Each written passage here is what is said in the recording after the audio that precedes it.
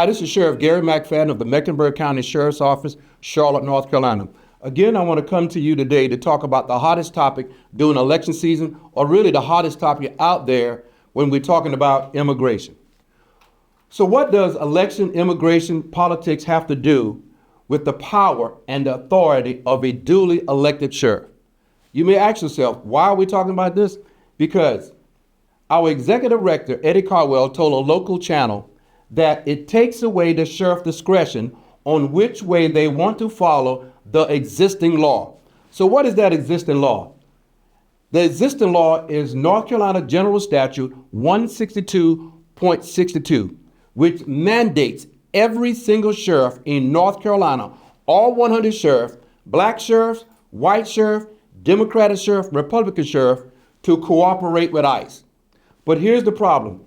When we get down to Section C, it tells you we cannot deny the bond of a prisoner or prevent a prisoner from being released after they meet all of the conditions when they are confined.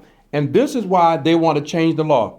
Now, what ICE has done, they have teamed up with North Carolina Republicans to fight black sheriffs. Make no doubt about it, they are the black sheriffs that run all of the 8 largest counties in North Carolina. So the Republicans have teamed up with local sheriffs and also ICE to force the black sheriffs who run all the major counties in North Carolina to cooperate with ICE. But again, we are cooperating with ICE each and every day because we are mandated by law because of North Carolina General Statute 162.62.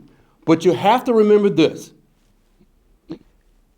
In 2022, the Republicans of North Carolina and local sheriffs of the 100 sheriffs, the local sheriff met and said their number one priority was to force the local sheriffs to cooperate with ICE. They met in Lexington, in Davidson County, and talked about forcing the local sheriff to cooperate with ICE. And who are the local sheriffs? And we all know who those local sheriffs are. Black sheriffs, African American sheriffs, who consist of the 8 largest counties in North Carolina. So what do they say? North Carolina GOP is cracking down on black sheriff who stood with ICE. That's a news article. It's not a soundbite. That's a news article. North Carolina GOP is cracking down on the black sheriff who stood with ICE. So here's a news article instead of a soundbite. So then they're going to use the magic word they have now come up with, is sanctuary sheriffs. What is a sanctuary sheriff? Well, let me tell you this. Mecklenburg County or none of the sheriffs in North Carolina can be a sanctuary sheriff.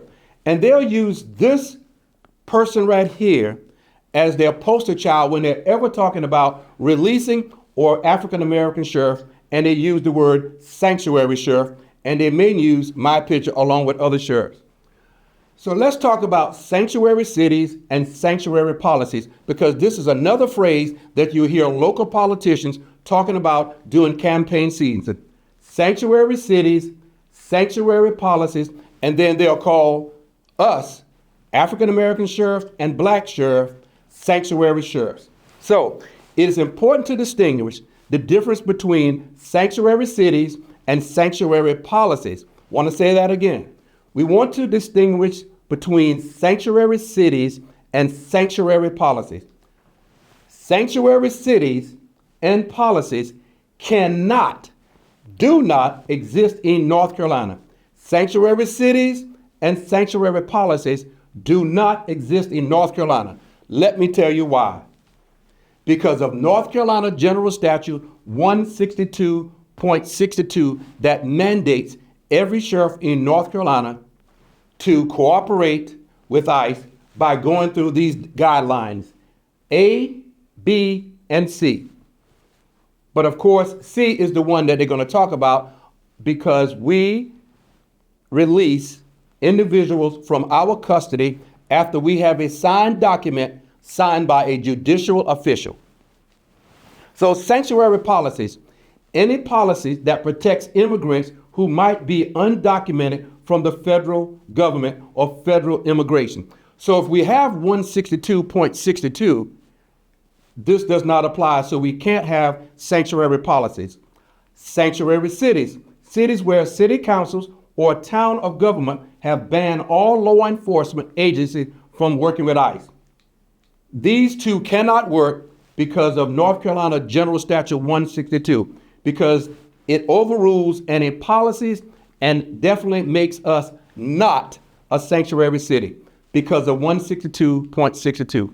But of course, they're going to do every effort to tell you that we are sanctuary cities because we have sanctuary policies. But I encourage you to ask them, what does North Carolina General Statute 162.62 protects this city, these counties from these policies? But of course, we're going to have all the people still talking about we are sanctuary sheriffs. But you have to understand, they come up with a new slogan also, woke sheriffs. Woke sheriffs. Who are the woke sheriffs? Again, they are talking about African American sheriffs because this is a term that is used in the African American community, the word woke. So now they're using the word woke as a call word to say we're going to single out those African American sheriffs in North Carolina. But you have to remember, in 2022, these sheriffs, along with local politicians, sat in a room in Davidson County with local sheriffs of the 100 counties who we sit with to say their number one priority is to force those local sheriffs to cooperate with ICE. So again, I'm Sheriff Garry McFadden, Mecklenburg County Sheriff's Office, and again, I oppose of HB 10 and SB 50. Thank you.